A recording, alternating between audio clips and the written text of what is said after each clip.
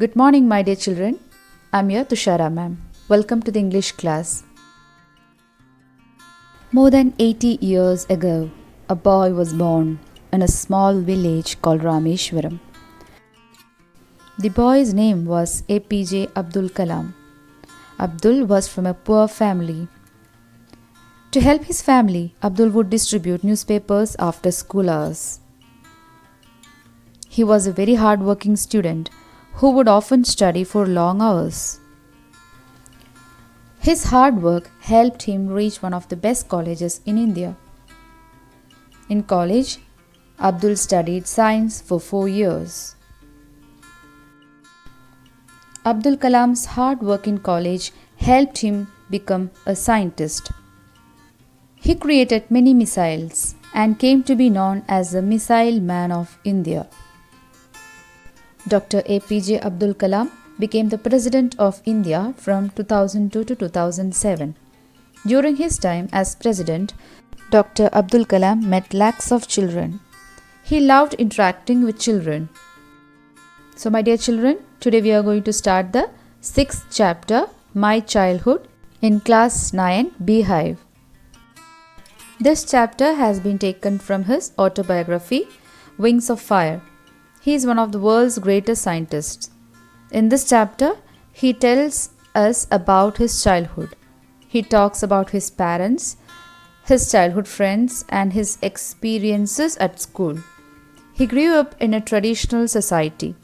People of different religions lived in that society.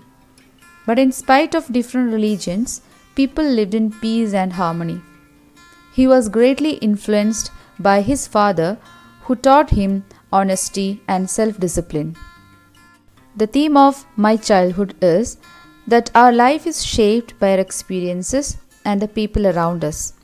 Kalam's secure childhood, inspiring parents, supportive friends, and honest teachers instilled great values in him that gave him wings of fire. Abdul Kalam talks about his childhood days in this autobiographical account. In particular, he talks about some incidents that left an indelible impression on his young mind. He describes his family, his house, his childhood experiences, and his childhood friends in this lesson. Therefore, the title My Childhood is very apt. Abdul Kalam, a boy of ordinary looks, had many sterling qualities right from his childhood. He had immense affection and respect for his parents. He inherited the values of honesty and self-discipline from his father and faith in goodness and deep kindness from his mother. Kalam was an enterprising and a hard-working child. Before we start the lesson, just listen to the brief summary of the lesson. In this chapter, Professor APJ Abdul Kalam tells us about his childhood. His father's name was Jainul Abdin and his mother's name was Ashiyamma. Kalam's father was neither educated nor rich, yet he was wise and generous. His mother was also very kind. A number of outsiders daily ate with their family. Abdul Kalam had 3 brothers and 1 sister. They lived in their ancestral house in Mose Street in Rameshwaram. It was a large pucca house. His father avoided all luxuries. However, the house had all things of daily necessities.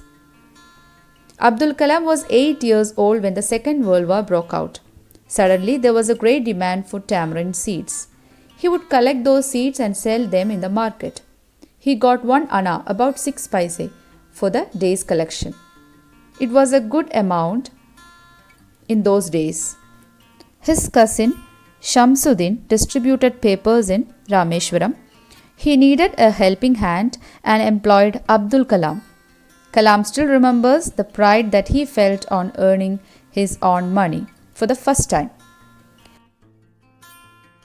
Abdul Kalam was greatly influenced by his parents. He learned honesty and self-discipline from his father. He inherited goodness and kindness from mother. He had 3 close friends in his childhood. They were Ramanatha Shastri, Aravindan and Shiva Prakashan. All these boys belonged to orthodox Hindu Brahmin families. As children, They never felt any religious differences among themselves.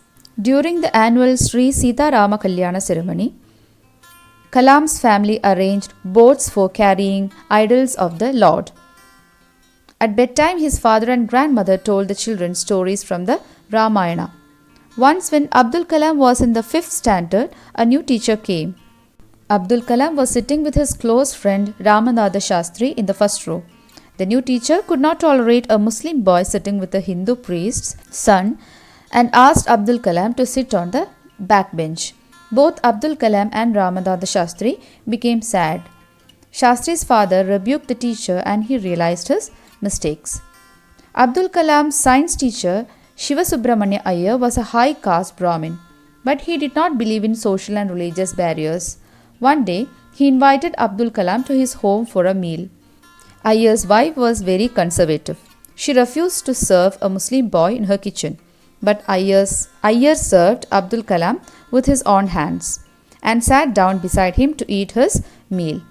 After meals, his teacher invited him again for dinner the next week. When Kalam went to his teacher's house the next week, his wife took him inside her kitchen and served him food with her own hands.